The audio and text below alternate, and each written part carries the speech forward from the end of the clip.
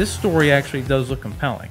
Because even if it is kind of played out like kind of seen before, like, oh, Superman's bad guy again. But it's not just Superman, it's the whole Justice League. And I'll tell you what, anytime you throw me Brainiac, I'm happy. And it's just like, you know, with the Henry Cavill Superman or Ben Affleck Batman, I'm a huge Brainiac fan, and he's never really been done any like justice on screen in anything. Never even been really used on screen. They used him in that Krypton show, but even he was I feel like the best, like some of the best interpretation of Brainiac as far as on screen goes, like to this day, has been the Justice League animated series when he like fused with Luthor. Lex. Oh man, I loved that. Like I thought that was awesome. Like, and then it led into the dark side stuff like so fluidly, and like the way they like weaved that like a Lex Luthor plot into a Brainiac plot into a dark side plot, I thought was like pretty great, especially for some random animated show. Not like random, but, you know what I mean? And a kid show essentially, and they did it like so well. It was like done so well.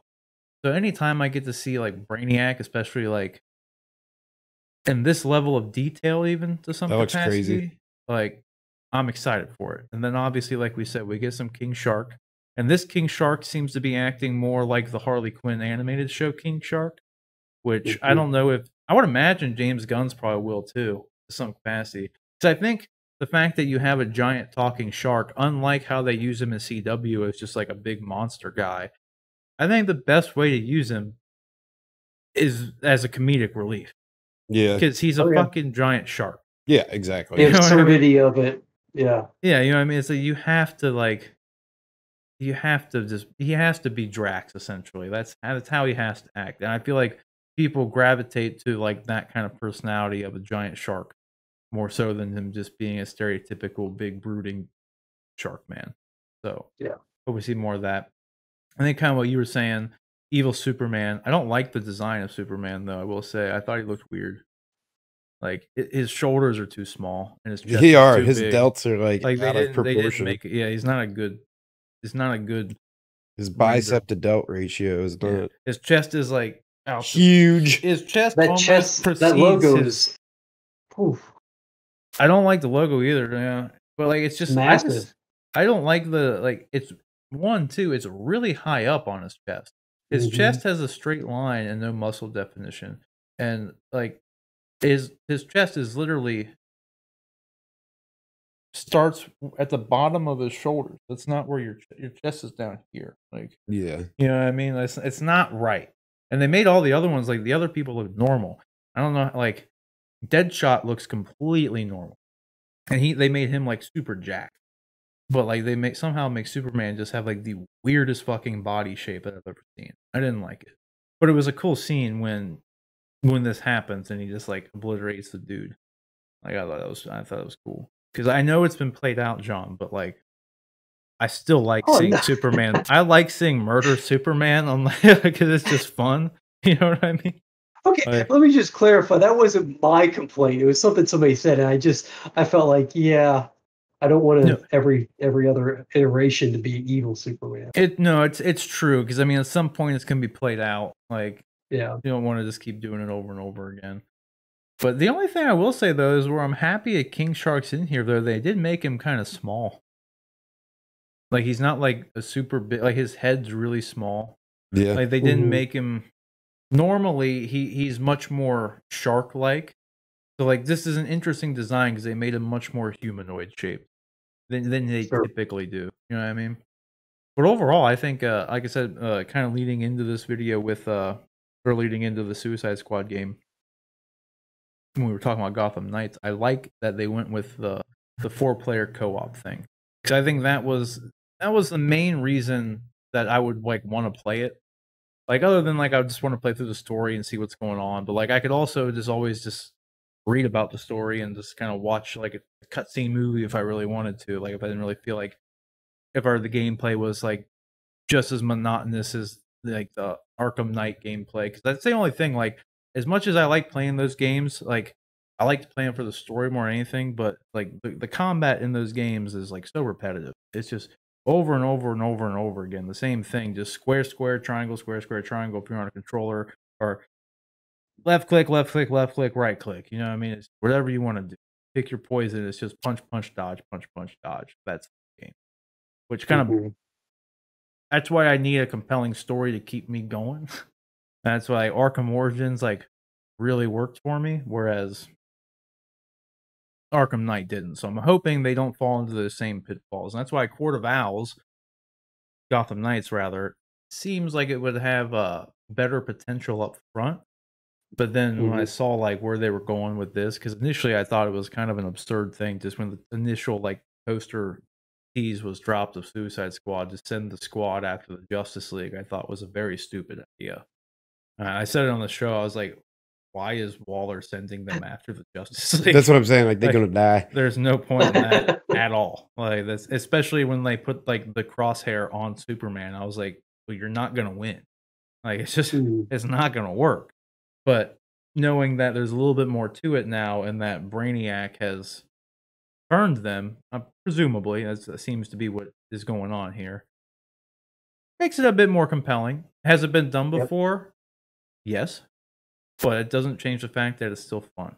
Yeah, like I enjoy it. So I'm hoping it's a good game though. Would you which above the two? Which one do you think that you'd be if you could only pick one game? Which one would you get? I'm probably asking John more than you because you didn't watch the trailers, did you? I did not. Yeah, so, and you don't really play the games that much, right? You know, you're not that big of a gamer, dude.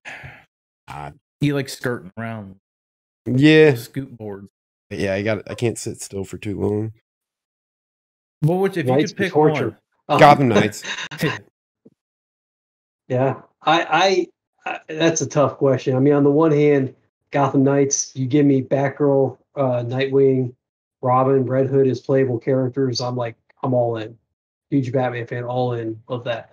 But on the other hand, Rocksteady, Rocksteady's games, just the quality is so. And WB Montreal knocked it out of the park with Arkham Origins, but that's been the only thing they've done that I've played for the most part. So maybe there's other stuff that I've missed. But what other Rocksteady games have they made anything other than the Arkham games? Rocksteady? Yeah. No, I mean, not for the past decade. That's what I thought that was all that they've made too.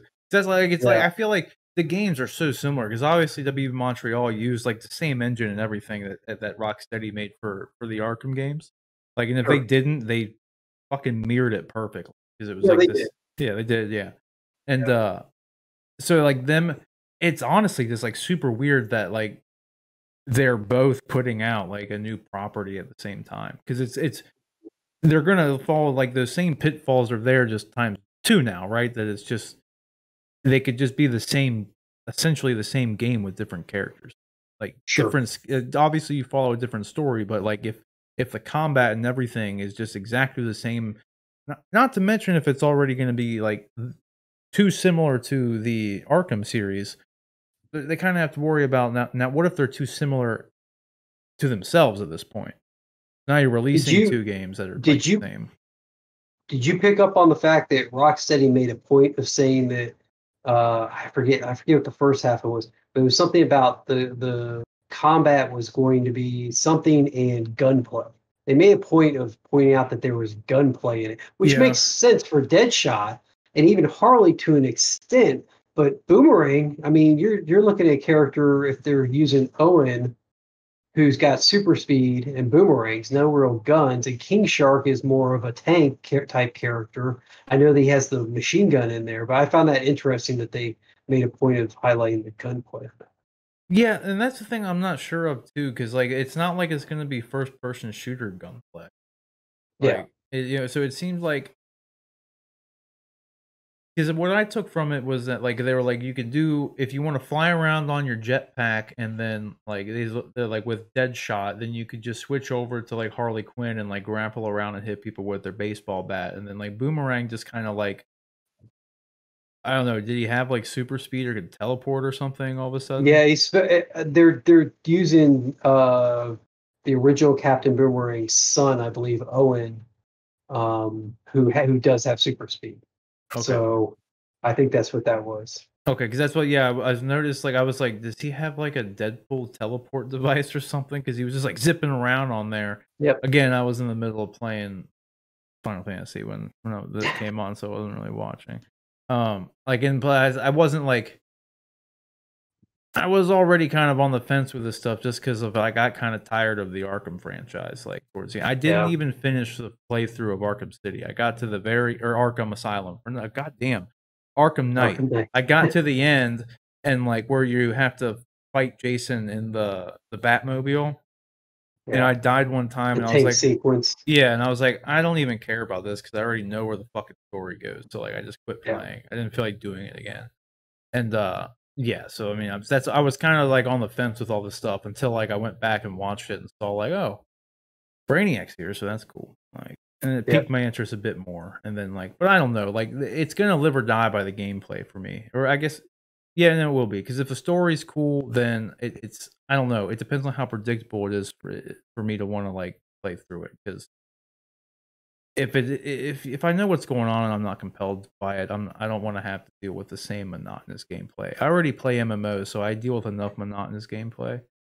So like I can't do it like I can't keep doing it for different games. When I play a different game, I need to play a different game. You know what I mean? That's why I really just stick to shooters and MMOs because it's like both the games I play are already repetitive.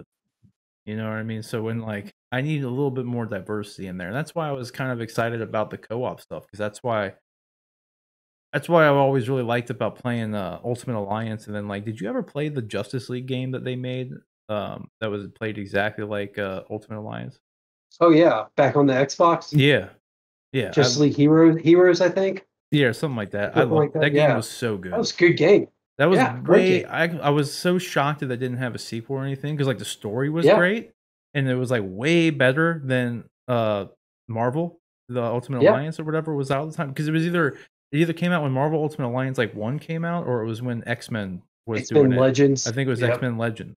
So like it was old and it was literally on the first Xbox. Yep. The big black box Xbox. And yeah, that game was awesome. Like I love that game. I still got it. I still got it set up. So yeah. Yeah, it was great. I pulled out every year or so. I'll look at it again and play. It's a great game. It's great, and there was a story that was like kept me compelled through it. Like, I mean, and then it has the gameplay enough, the RPG-esque gameplay with it enough to like kind of it kept me interested. You know, because you kept upgrading your character a little bit, which is what like Ultimate Alliance is pretty good at. You know, as long as the story is good and you get some rewards out of the gameplay and like things change and adapt enough, then I'm good. That's really all I'm worried about with it. So otherwise, I'm looking forward to it.